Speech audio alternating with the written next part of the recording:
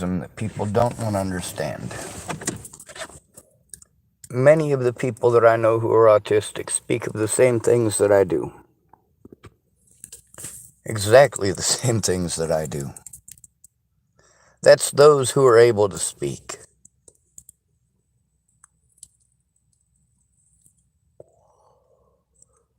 Many of the things that you do are not inclusive of us. When you have a major issue, you expect us to give you our full and undivided attention. When we need help, you also expect us to give you our full and undivided attention. Meanwhile, your attention is divided. And with your attention divided, you're not able to make good decisions. And with you assuming that your decision making, based on knowing absolutely nothing of the situation, is better than my decision making, knowing what's going on in the situation, you assume that you, after looking something up for 5 minutes on the computer, versus me going through 6 years of this and having to look up the actual laws and how long I have, well, you guys tell me I just need to be patient, pretend like you're eventually going to come through, that you're eventually going to tell the truth. What I'm going to break down for you out of an absolutely wonderfully educational video that I hope every one of you watch. I did put it in the description of this channel, or of this video, before I started the video. That way I don't forget. That way I don't get overwhelmed later on and I go back to the video and I'm like, man, it's going to take me months to find that video. It's so buried now. How am I going to link it to the video? And I go back once in a while and listen to some of my videos of the past, just because I want to make sure I got the details straight. For example, I may not remember the time and the date. Matter of fact, that's probably the most likely thing for me to forget, the exact date. When it's just one situation where you're abused, it's pretty easy to remember that stuff. But when it's hundreds of situations, that's a different story altogether.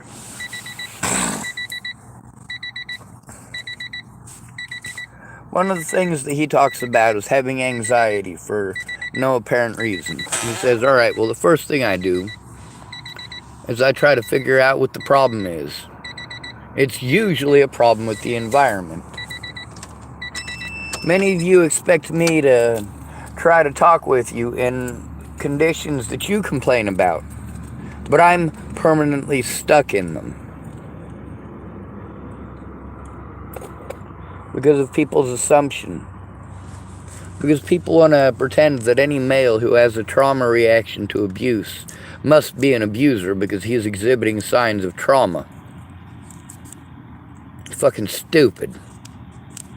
If a male exhibits signs of trauma, you pretend he's going to be a rapist and a murderer and all sorts of other stuff. No, what he's showing you is that he's being abused and he's not being heard.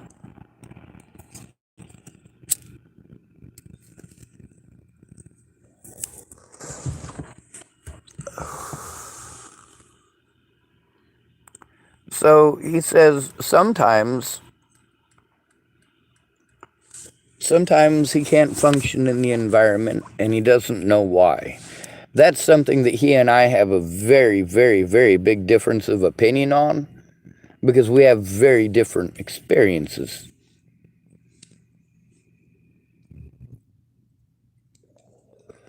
For me, I grew up on the streets and in the system. I know about drugs. I know about alcohol. I know about rape and child molestation. I know about far more things than any, well, garden variety autistic person is going to experience. I've been raped. I've been molested. I've been beaten for the color of my skin. I've been through a lot of stuff. A lot of the people on his channel, they type in the bottom about their abuse, why it is that they're the way that they are. And many of them that type in his channel have been through the seclusion, the isolation, the assumptions. Your older siblings or younger siblings are allowed to screw up and make mistakes, but you're never given the opportunity to socialize. Yes, socialization when you're young is going to result in you making mistakes. Better that you make those mistakes young than have to learn all of that as an adult, because you weren't allowed to have friendships. You weren't allowed to have anything lasting. The first friend I ever knew that I'd get to keep was Kim Jeffson. That ended last year.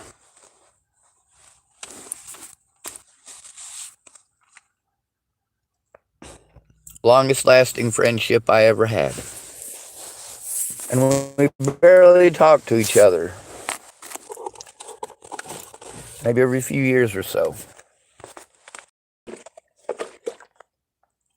She had a life and a family. Alright, I'm going to go spend $1 to get a soda pop.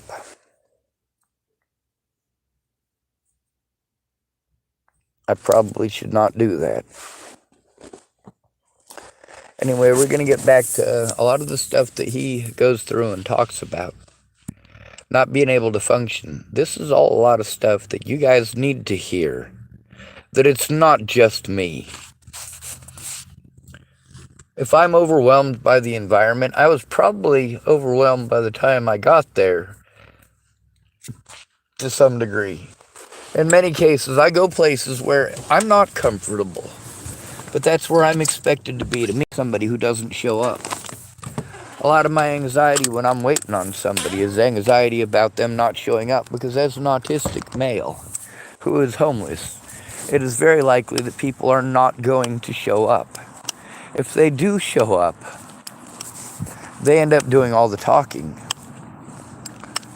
Or I do a lot of talking, but then they immediately want to interject whenever they can, or to get annoyed at some point and just start talking over me and telling me I do things that, again, as an autistic adult in the United States, all my predators have to do is say mentally ill, and blam, it's to the lockup I go. No matter what harm is brought upon me, it is my fault. And so on, and so on, and so on. And how dare I speak up? How dare I record these people and post them on the internet? Well, did I record them and post them on the internet because I'm somebody who's evil? Or did I record them and post them on the internet to prove that I told the truth? Why was it important, and why is it still important to show that I told the truth? Because I'm still being victimized. And worse than that, my voice isn't being heard, which has resulted in enough deaths already. A lot of my predators were able to get away with harming a lot of people because I wasn't heard. Waylon Lolatai got to hurt a lot of people. Officer Her and Officer Lolatai were involved in a lot of different abusive situations towards the homeless. It doesn't matter if you're disabled. If you're homeless, you're still not a person. If you're a male, then you're mentally ill. BS means that you must be guilty and you must be capable of horrible things. You must be a violent schizophrenic. Insanity.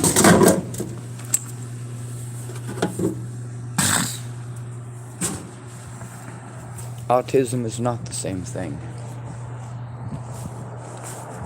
Many of the people who type on his site, they have much worse experiences than he's had. Many of us were thrown into the system because our parents didn't care about us. They wanted normal kids. My little sister, she got ragged on almost as much as I did by my mom. You know why? Because although my mom prides herself on being weird and being a bitch, all she could do at my grandma's funeral was complain that she didn't have normal kids. She just wanted normal kids. Sorry, lady, you chose cocaine over your kids. We were raised in the system. There is nothing normal about that. There is nothing normal about being raised in institutions where you are raped and beaten often. where you are overly drugged and treated as if you're a violent criminal. I was never sentenced to juvie, but I got to go on a tour of facilities. You know what that is, right? Oh, let me show you that. This might make you gag. I puked earlier. That's from anxiety. It's all up under my car, too. I tried pouring out my water to try to dilute it a bit. That's anxiety there. When this guy, I believe his name is Paul. He's from Australia. Oh, God, that hurts.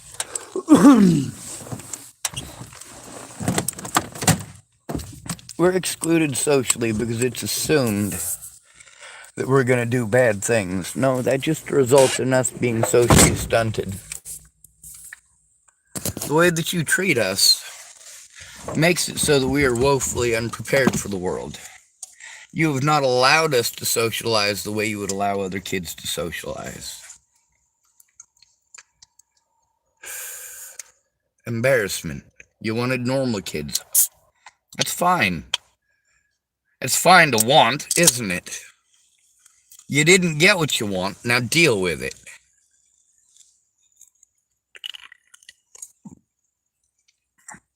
You wanted normal kids, we wanted normal childhood. What's normal? Let's get stuck on that. Let's get stuck on whose definition of normal. Is it normal for your mother to have a different set of rules for her than for you? Well, yeah, in most places. How about once you become an adult?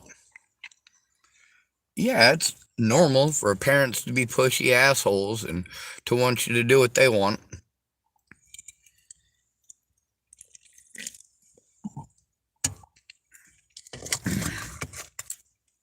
What's not normal is having no family support, or having a family that just takes advantage of you. My little brother Michael has always been a nasty little pervert who can't take no for an answer.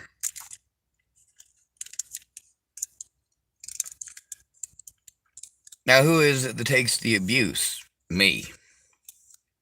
When Jeff Lucktahoose bought my little brother a pack of cigarettes when he was underage, who took the abuse over it? Me.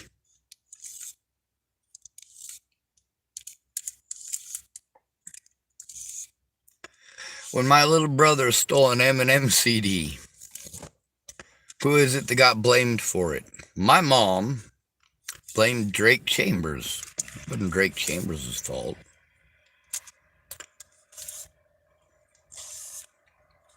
Michael grew up in a different scenario than I did, though. He got to live with his abusive father. I remember his father breaking my mom's neck when I was a kid. Obviously, it did not kill her, but it did, in fact, and indeed happen. As far as this guy and his experiences with freaking out for no reason, I don't do that. If I've got a problem, it's from an actual experience. If I'm reliving trauma now, it's because I'm still living the effects of that trauma. That doesn't make me a bad person or a monster. It doesn't make me a child molester or a rapist or a creep or a freak or a weirdo. That's all your projections. The fact that so many people type such horrible things, such ignorant things about autism when Natalie disappeared.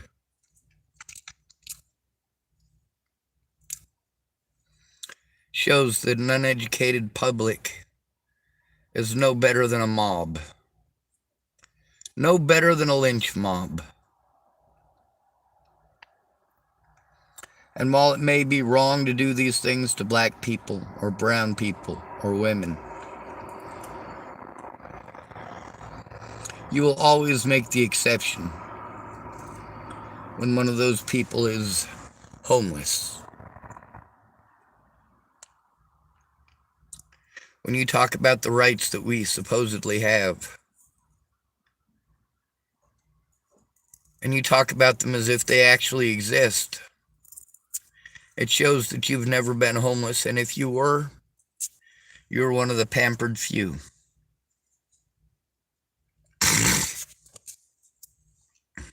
When you're young and good looking, whether you're a man or a woman, your experience on the streets is more likely to be that of a party.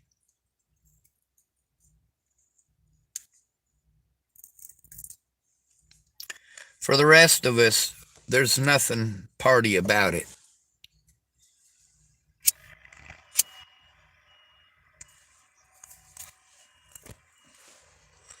Many of the things that I've said on my channel, other people didn't say until years later. Like when I speak about people on the streets' reason for using meth.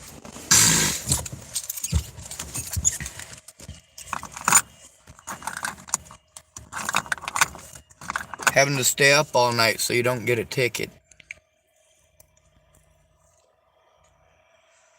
Do these people focus on that? No. I spoke up about that, but nobody really focuses on that. They focus on just the women who smoke a lot of meth so that they don't get raped at night. So that they can walk around at night and not get raped. They don't talk about all the men who do exactly the same thing for exactly the same reasons.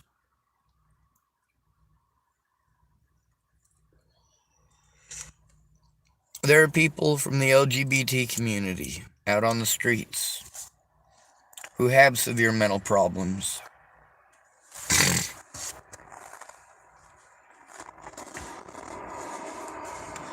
One of the guys I met in California was telling me that one of the people he used to share a tent with, the guy raped him because he mistook him for his ex-wife in the middle of the night. His ex-wife.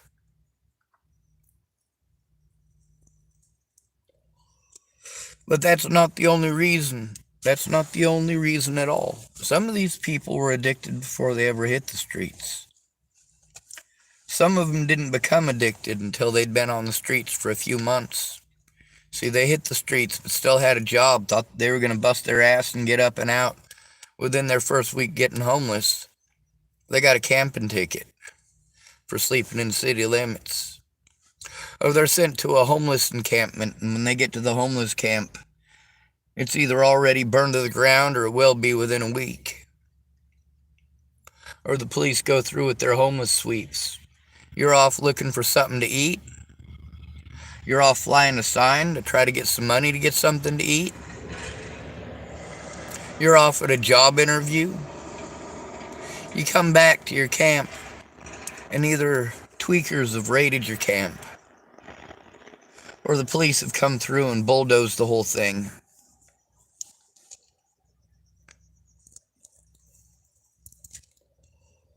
They don't care that you had important paperwork in there.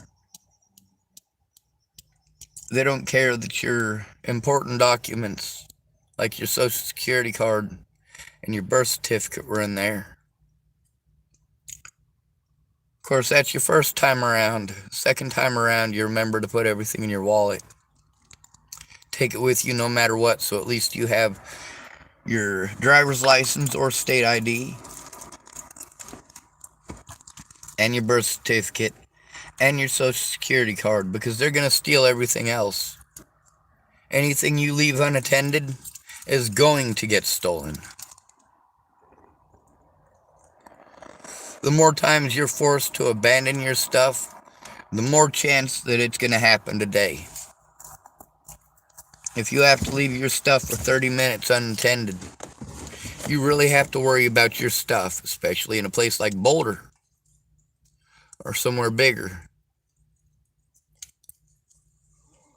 In Chapel, Nebraska, I could probably hide something as a homeless person and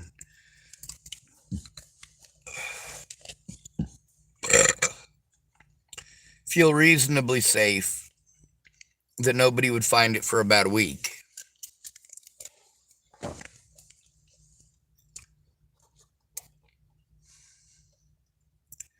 I'm living a lot different situation than this Australian guy's living. A lot of the people in the comment section, pretty much the one thing that they're universally not agreeing with him on is when he has an issue for no reason and is trying to figure out why that issue exists. For me, I know exactly why the issue exists every time. For him, he tries to get people to listen a little bit more by giving some leeway. Giving that he might be wrong in a little bit more cases than he really should. But in his experience, that may be correct. In his experience, he may not have had to live through the things that we've lived through. But a lot of the stuff in the comment section, that's the one thing that people universally disagree with. The gaslighting.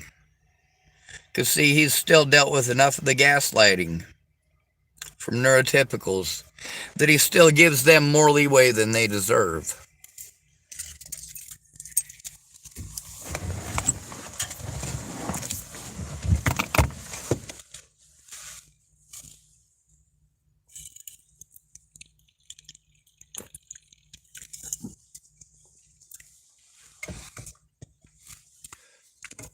I want to encourage you to look up Anna Moomin. ANNAMOOMIN.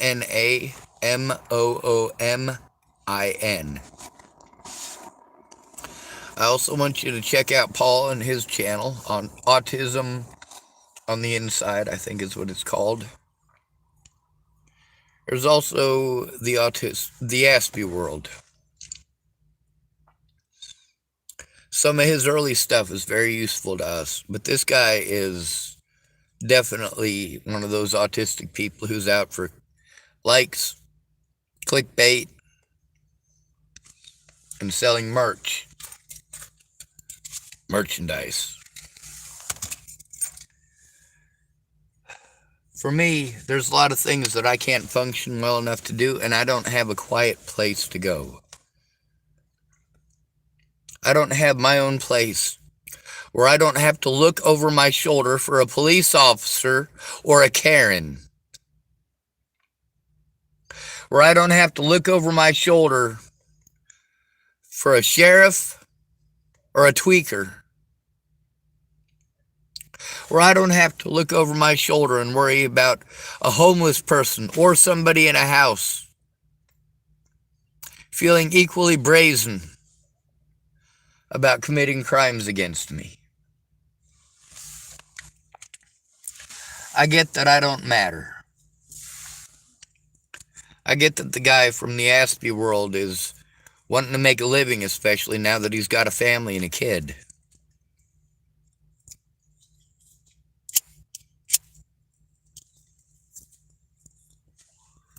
But he's given too much leeway. Another thing is, we got a place, two places, matter of fact, that are real popular for you guys to get your information on autism.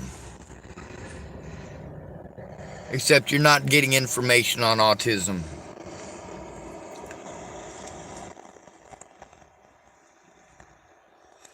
BLM is at least trying to fight for black people's rights. At least it's comprised primarily of black people. MMIW is at least fighting for missing and murdered indigenous people. However, there's two sites. Autism, My Piece to the Puzzle, and Autism Speaks. Both of them have a board of directors. Neither of them have an autistic person on their board of directors. Neither of them have a dog in the fight.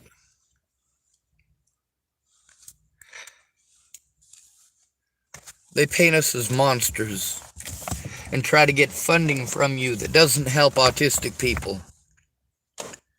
It's used to smash us into the ground. Imagine if all BLM did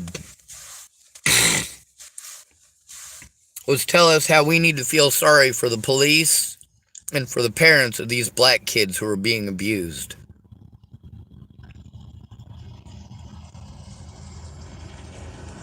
When they shoot a black kid and you go, oh, well, we need to feel bad for the parents and for the police who had to shoot that kid because obviously, and then insert whatever excuse you want there.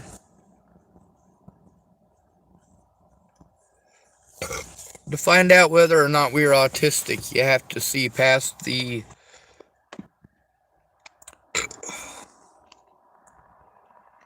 trauma traits. See, that's what men are allowed to show. Men aren't allowed to show weakness. We're not allowed to cry. Or we get teased and bullied and picked on. A lot. It's even worse when you're intelligent.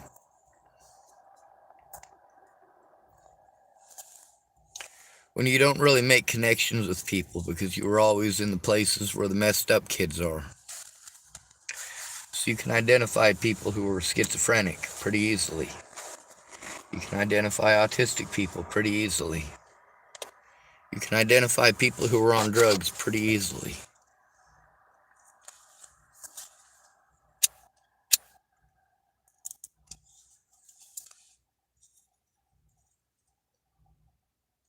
I'm pretty sure Chris is on mood stabilizers.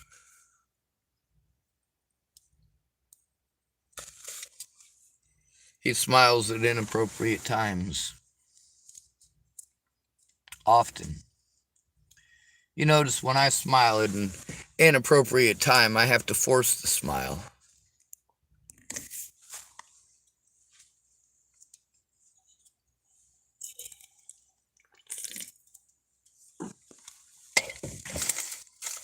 It's because it's sarcasm and satire. Y'all want to call me a hypocrite? That's fine. Why should it have been necessary for me to do what my predators were doing? For you to acknowledge that such things are wrong.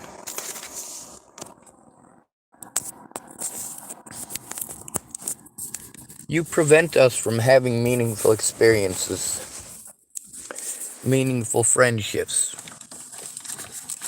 meaningful relationships of nearly any kind. And then you tell us it's our fault. You know, here's the thing, is that somebody who's autistic, somebody who has Down syndrome, somebody with cerebral palsy, we're all well aware that we're not ever going to stand a chance in hell with the man or woman of our dreams. We know that realistically, you can be anything that you want to be. No, we can't. You won't let us.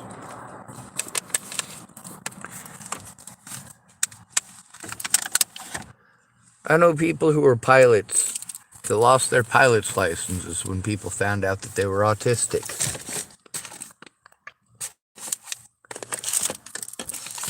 Can you imagine that? You're an autistic pilot. Are you a pilot because you're autistic?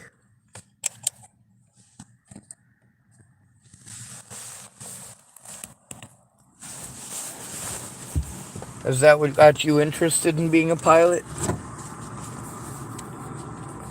Let's talk about the travel ban. A lot of places have now made it so that it's illegal for people with autism to go to their countries.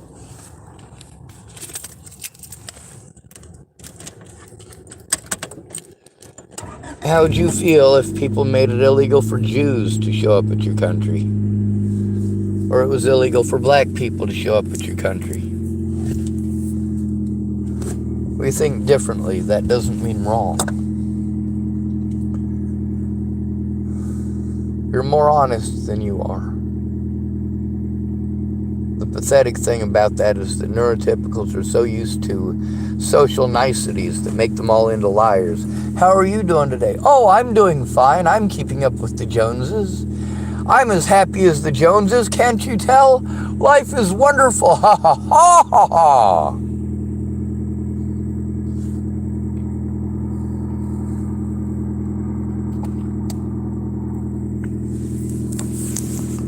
Is that realistic, though? No. As soon as you hear that somebody's had a bad day, you want to talk over them real quick and get out of there fast. You don't want to deal with it.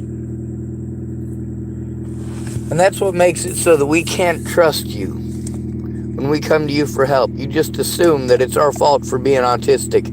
We're not trying hard enough to be normal.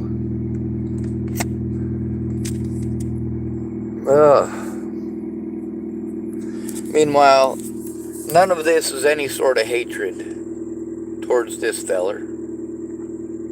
He's got his channel and he speaks about his personal experiences, and I'm glad that in many of these cases that he hasn't had those experiences. Experiences of people taking panic attacks over abuse and over neglect, and pretending that it makes me a monster, that I'm some sort of a horrible person because I have a trauma reaction to being physically assaulted, being sexually abused, being told that my friends got their goddamn brains blown out, being treated like I'm a rapist and a murderer and a psycho and a stalker, being treated like I have no emotions, being told that it's okay for me to have emotions even though I'm a guy. And then the women who told me those things tear me down for having emotions, or assign to me emotions I don't even have when they don't get what they want at the exact moment they want it. See, I'm not just dealing with the issues of being autistic and alone. I'm dealing with the issues of being homeless and alone. I'm dealing with the issues of being blown off by everybody. I'm having to deal with issues of actual abuse where I'm blown off by the police, where I'm being sent to therapists who aren't doing anything about the abuse, about the assaults, about the threats against my friends' and family's lives. I've posted up many times telling people how it really is, but I have no help getting it into the courts. That requires a friend or family member who actually cares. I break the law when it's absolutely necessary for the preservation of human lives. I don't give two shits about your fucking politics. My panic attacks are over the very real situation of homelessness and what that actually entails to those of us who have actually had to live it. I don't have panic attacks over nothing. I don't have panic attacks for no reason.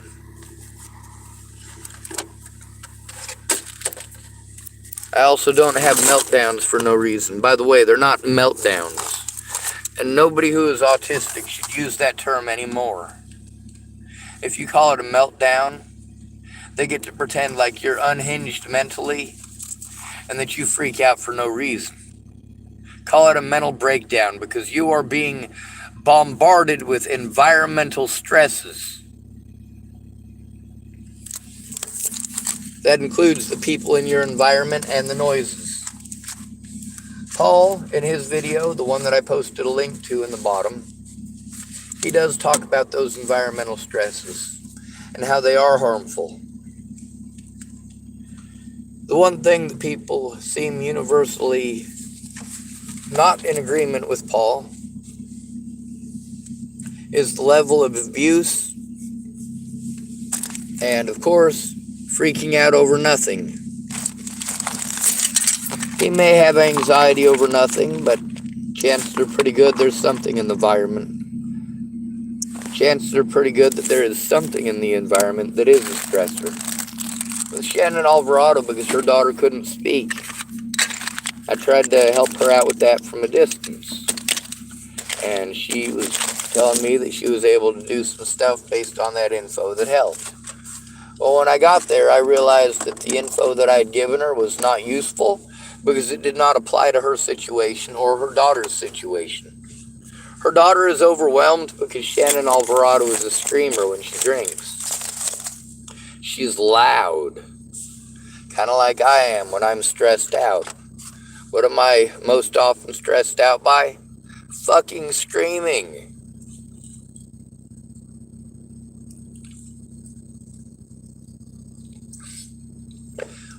If I'm already stressed out, and I know it's not safe for me to go out in public because people are going to read it wrong. If I'm scared, people are going to read it as hatred and anger and pretend I must be out to harm people. I'm told that I just need to get over it. I just need to get over it. That everybody gets treated this way. No, that is not true. Not to this level. Not to this degree. All of us, universally, are used to being the scapegoats of our families because we're the easiest to victimize. We're the easiest to talk over. We're the most likely to be abused if we try to defend ourselves. We're the most likely to get ganged up on, and, well, there's good reasons for that. Most of us know our shit. You have to have backup if you're going to argue with one of us. You have to overwhelm us. Otherwise, you'll lose. And winning is more important than being right, isn't it? Not to us.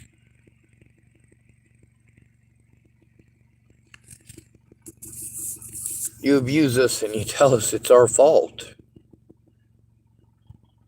You exclude us from your reindeer games, but you still want our shiny red nose on Christmas Eve. If you can't get that reference, man, I give you an easy one. Rudolph the red-nosed reindeer had a very shiny nose, and if you ever saw it, you would even say it glows like a light bulb.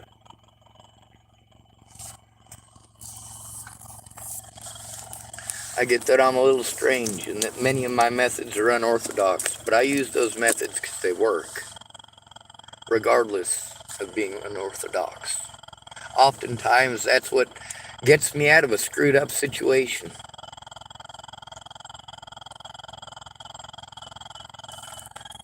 When people who are autistic listen to my therapy sessions, they have panic attacks over my therapy sessions.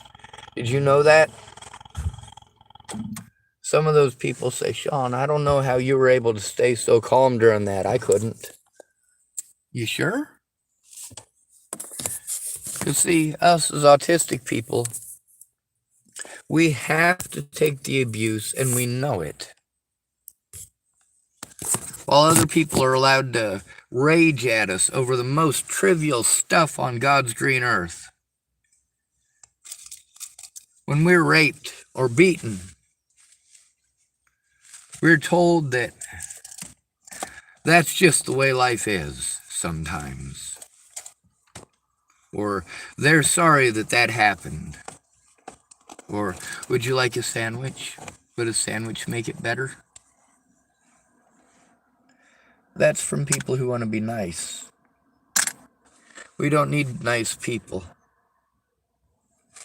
We don't need places like Autism Speaks, speaking for all of us, spreading lies and slander,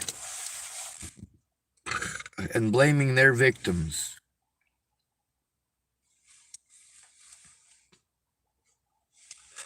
For us to be sent to an autism place to help us out, when those places are not run by autistic people, they don't have any autistic people on their board, and all they're interested in is curing low-functioning autism. How about no?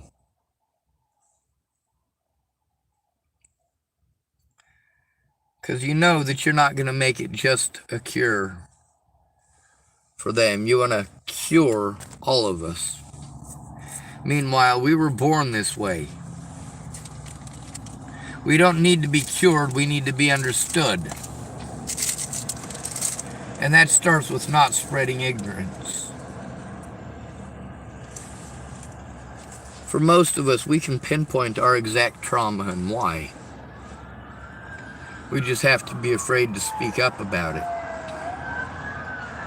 We have to be afraid that we're going to be spoken over, as if we're too retarded to know what our emotions are. But we have the same emotions as you. The difference is that ours are real. See, when you guys want to pretend that we're social idiots who don't get it, no, we get it. We just understand how completely asinine and stupid it is.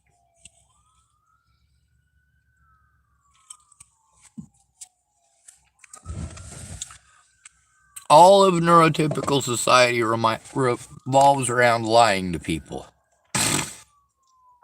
Every bit of it relies on saying one thing and doing another. When you say one thing and do another, well, one of them is right and one of them is wrong, correct? When you say that it's wrong to beat on your spouse, and that alcohol is never an excuse, and then you get drunk and you beat on your spouse, do you see it the same? How many of you are able to reflect that way? How many of you, when somebody is telling you about the abuse that they're going through, blow them off? Tell them it's no big thing. You literally won't hear them. You're just going to talk about your own BS. But then if they give you an example of what they're going through, well, you pretend like the whole world is coming apart and that they're going to come and kill you in your sleep. What a bunch of morons.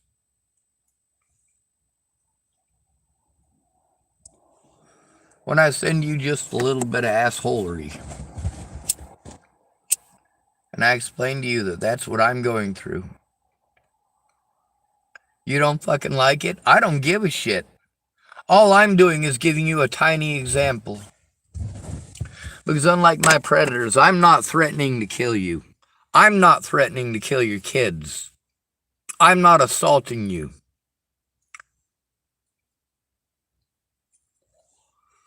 I'm not hopping across jurisdictional boundaries to come threaten you at other people's houses. Oh, this Paul feller kind of makes us all look bad, but really doesn't. The thing is, a lot of us are gaslighted. If everybody else tells you that you're the crazy one, but none of them were there, they're the crazy ones for believing that they know better than somebody else who was there. If you got punched in the face, and this person who punched you in the face has been bullying you for over a year, and you go to your friends and you say, hey, you know what? This person's been pushing me and shoving me for over a year. I've come to you for help on multiple occasions because you claim to be my friend. All you do is treat me like trash for being negative because I'm trying to get help. The help that I need. The help that you need. Well, you say you don't know how to speak up. Every one of you know how to speak up if it's something you actually care about. You show that every day.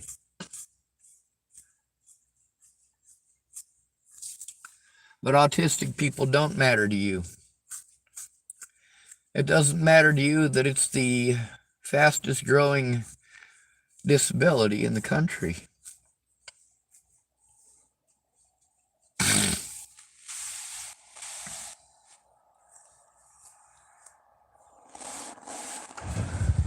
One thing you might not have noticed is that the smarter a person is, the more it takes for their brains to develop.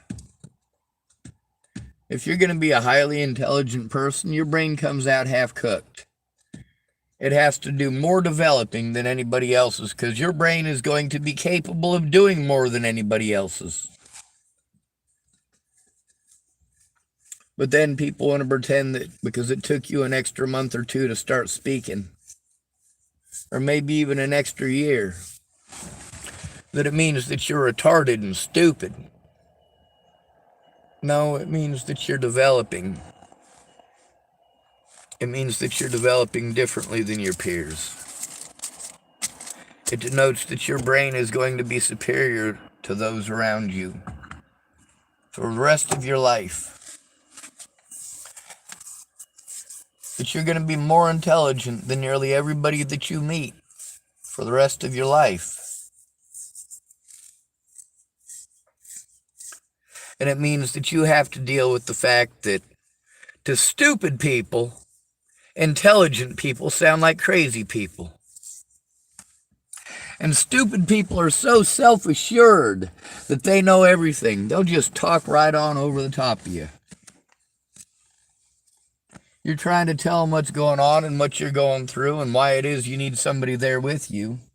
But instead, no matter what, people want to, show that even though they can hear the words coming out of your mouth, the fact is they have zero respect for you because they're not listening.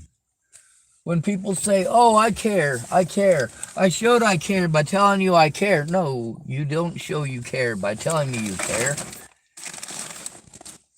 Telling me you care is about like saying you'll pray for me.